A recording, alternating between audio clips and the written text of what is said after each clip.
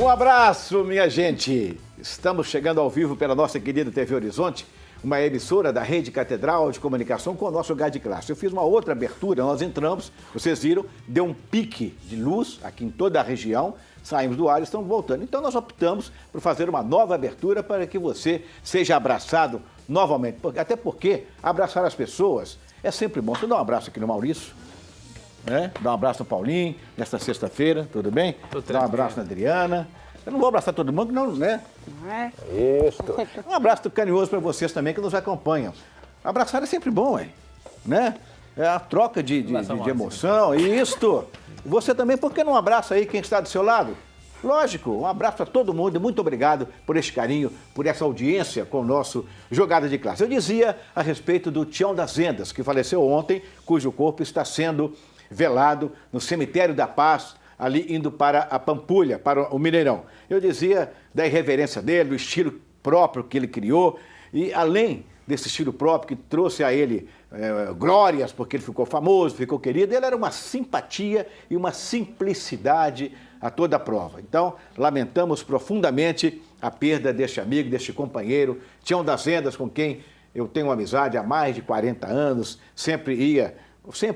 exagero, esporadicamente ia aos meus shows e tudo, e sonhava em fazer um baile comigo, que ele fazia aqueles bailes ali na Elite. Ele no centro da cidade? No centro da cidade. O Tião foi uma figura muito folclórica, né, Orlando? A gente encontra alguns documentários, se você fizer uma busca na internet sobre a história de vida dele, ele não tinha quarta série, né, e conseguiu chegar onde chegou, não precisou de mestrado, especialização, e conseguiu graças ao ineditismo, né? Que é umas coisas principais do jornalismo, né? Uma coisa inédita e vai deixar muita saudade, né? O pupagante que ele sempre falava.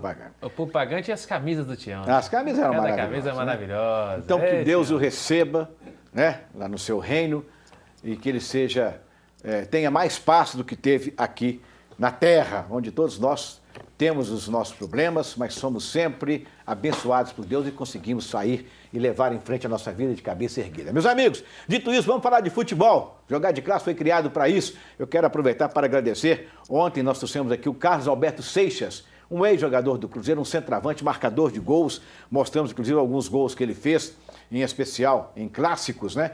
E nós fomos ontem almoçar e no restaurante tinha 20 pessoas.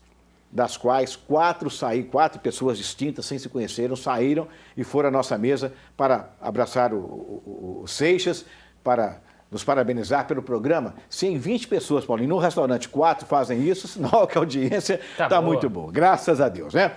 Mas o Atlético ontem, achei até que em alguns momentos, o Atlético se saiu bem, jogou bem, teve chances, né? O Luan teve praticamente um na cara do gol, mas acabou perdendo. O que importa, no final das contas, é o placar, são os pontos que o Atlético deixou de trazer. E com isso o Atlético caiu um pouco mais na classificação e o Corinthians ficou lá em cima, bem perto do G4.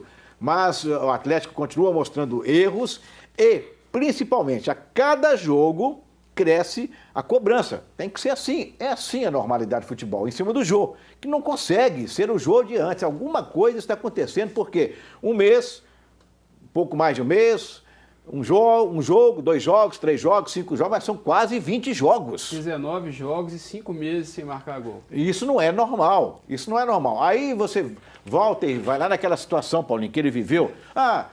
Separou da esposa e tal. É lamentável sob todos os aspectos, mas não é o primeiro nem será o último. Ele não chegou nem a separar, né? Ela viajou, ele foi atrás dela no Rio de Janeiro, depois ela retornou, eles estão aí juntos agora. O Jô precisa de um tempo, Orlando. Né? Tem jogador, tem fase, né? O Jô já teve a fase boa, foi artilheiro da Copa Libertadores, junto com o time do Atlético. A fase agora não é boa.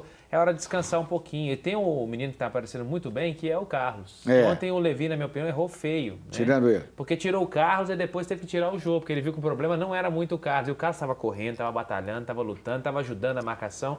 Então o momento é mais para deixar ali, quem sabe fazer como o Dunga tem feito, sem o centroavante de área na seleção, deixando o Tardelli com o Carlos na frente, o Luan vindo de trás, aí o Guilherme numa fase melhor, já encaixando o Guilherme nesse time, tem o Dátulo também que pode voltar. O Levi é bom lembrar, né? Teve ontem 11 problemas de contusão, ele até não lamentou isso não, mas 11 problemas ainda o atrapalharam para montar a equipe do Atlético, que, ao meu ver, no primeiro tempo foi bem, No segundo, o jogo deu uma equilibrada, mas o Atlético teve também as suas chances e não soube aproveitar. Eu quero falar duas coisas aqui, Maurício, me perdoe. A primeira é o seguinte, o negócio de 11, tá certo, mas o time de ontem jogou com quantos titulares? Vitor, Marcos Rocha, a zaga nem Léo. tanto, mas a zaga hoje é titular. Aliás, esse menino está muito bem na zaga, o mais jovem, Gemerson, né? Gemerson. Na lateral esquerda, o Emerson Conceição não jogou mal. No meio-campo, quem é que tinha de titular? Quer dizer, a defesa toda titular. Sim, o Claudinei. Não é titular. O Donizete está voltando ontem. Donizete é titular. Quer dizer, 11, mas se você analisar bem, o time era praticamente o time titular. O Tardelli, né, que voltou, o Levi Coupe só Voltou cansado, tá dentro do segundo tempo, estava mortinho. Complementando o que o Paulinho falou, o próprio técnico admitiu que chega um momento que é bom deixar o jogador descansar para a imagem dele não ficar tão desgastada. O Atlético criou muita chance. O Atlético não jogou mal em si, mas o problema é que não soube aproveitar, né? Faltou um pouco de calma, o Luan teve cara a cara com o gol para decidir, e outros gols também. A situação, o técnico Levi Coupe tem que buscar alternativas mesmo, porque o Jô, o próprio André, eu até brinquei hoje no Twitter, o Neto Berola tá fazendo falta. Imagina, eu vi isso aí. Bom, para encerrar, aqui você sabe que aqui nós temos alguns palpiteiros, né? Tem um aqui na nossa frente, que é o Bruninho, e tem outro lá atrás, né? O Maimai. Já buzinou aqui. Orlando Augusto, você não pode esquecer que 19 jogos sem fazer gol significa um turno inteiro. Isso. É verdade, Maimai. Finalmente, Maimai deu uma dentro. Palmas para ele.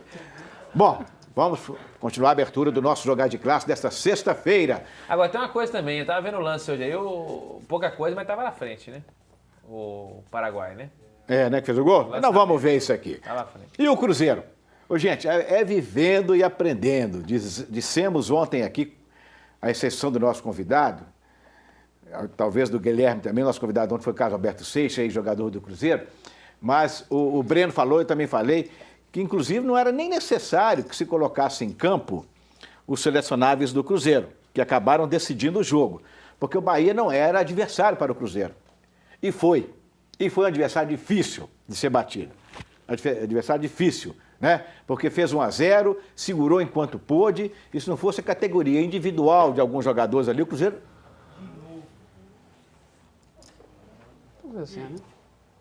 Isso é só aqui na casa ou no bairro? Muito bem. Então é só aqui em todo o bairro que está acontecendo esse pico da audiência. Continuamos aqui com o nosso programa. Mas então, meus amigos, o Bahia segurou enquanto pôde. Se não fosse, repito eu, alguns lances de jogadores, né, individualmente falando, o Cruzeiro estaria amargando ontem uma derrota ou no máximo um empate, o que faria um efeito negativo para o jogo de final de semana contra o São Paulo. Os dois jogadores fizeram a diferença, né, que voltaram da seleção. Eles não jogaram tanto quanto o Diego Tardelli, foram pouco aproveitados, talvez por isso eles podem ter saído bem na partida, mas foram fundamentais. Decidiram o jogo os dois. Mas até o Everton Ribeiro, o Goulart não fez um bom jogo não. Fez o gol da virada, é verdade. Mas não fez um grande jogo, não. O Everton Ribeiro participou muito do jogo, assim como o Lucas Silva, que na minha opinião também jogou muito bem, mesmo tendo atuado com a seleção sub-20 lá na região do Catar, né? Voltou, jogou tudo. O Alisson teve papel decisivo, entrou bem no segundo tempo. O time do Cruzeiro no segundo tempo melhorou. Agora não fez um bom jogo assim, não. Aí existem jogos que você não vai conseguir dar espetáculo em todos. Né? Nós vamos comentar nos blocos respectivos de Atlético e Cruzeiro. Atenção, torcida americana, eu vou contar para vocês no próximo bloco. Há uma chance, há um entusiasmo, digamos assim, da diretoria do América com relação à possibilidade de, por um determinado item da lei, da FIFA, o América vencer essa questão lá na CBF e não perder os pontos, tá? Mas isso aí vai depender muito também do que está na cabeça do juiz. Mas nós vamos discutir isso daqui a pouquinho, porque eu quero agora que a Adriana Ferreira chame o pessoal para participar do programa, por favor. Então, se você quer participar com a gente, é só enviar um e-mail para jogadadeclasse@jogadadeclasse.com.br, através do nosso Twitter também, que é o @jogadadeclasse, e do Facebook, facebook.com/programa Jogada de Classe. A primeira rodada do retorno... Ontem. Já está fechada, né? Em jogos de quarta e quinta. Então vamos ver os jogos da rodada, aliás, vamos mostrar agora o jogo da rodada do fim de semana. E como está a classificação? Nós teremos amanhã, sábado, Fluminense e Palmeiras, Chapecoense e Sport, e Santos e Coritiba. No domingo, Flamengo e Corinthians. O Flamengo está sem ganhar 2 jogos, o Corinthians joga fora de casa. São Paulo e Cruzeiro, essa guerra que vai acontecer no Maracanã, no bom sentido, guerra esportiva. Morumbi. No Morumbi. Bahia e Figueirense, Internacional e Botafogo, Atlético Paranaense e Vitória, Atlético e Grêmio aqui no Independência. Isso. Né? Criciúma e Goiás. E tem mais jogo? Vamos lá. Não, esses são os jogos todos. Artilheiros, agora o Ricardo Goulart subiu, hein? Uma disputa boa no mesmo time, Marcelo Moreno e Ricardo Goulart. Antes, ambos com 10 gols. Com 9 o Barcos do Grêmio, com 8 gols o Alexandre Pato e o Henrique do Palmeiras. Cruzeiro é o primeiro colocado, 46, 7 pontos à frente do São Paulo, que é o segundo, com 39. Em terceiro, o Corinthians com 36. Em quarto, o Internacional com 34. O Atlético está em oitavo lugar, com 30 pontos ganhos. Os últimos colocados, Coritiba, 17º, 18º Vitória, 19º Criciúma, e o Bahia continua carregando a lanterna com apenas 17 pontos ganhos. Me parece uma vitória só, né? Isso. Até agora? Até uma agora vitória tá só. muito mal, viu? Pois é. Então, é isso aí. Quero lembrar a vocês do Empório Santa Teresa, que é tudo de bom. Empório Santa Teresa, Rua Salinas, 1622, no simpático bairro de Santa Teresa. Empório Santa Teresa, vinhos do mundo inteiro para você escolher o que você mais gosta. Drinks maravilhosos, tiragostos espetaculares. O maior hortelão de Belo Horizonte você encontra no Empório Santa Teresa. Vá acompanhar lá os jogos. Nós vamos para um rápido intervalo e voltamos daqui a pouco. Fica ligado e mandem suas mensagens. Até já, minha gente.